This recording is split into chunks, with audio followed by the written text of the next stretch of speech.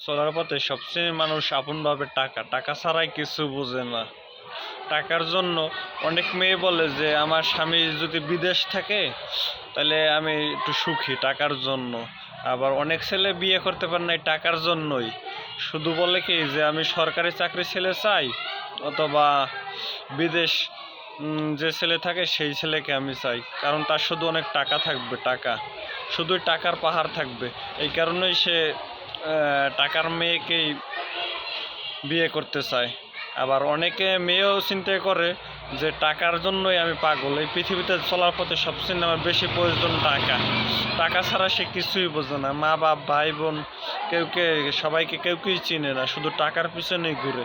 আবার অনেক ছেলেও আছে যারা এই টাকার নেশায় দিনরাত পাগল, শুধু টাকা আর টাকা।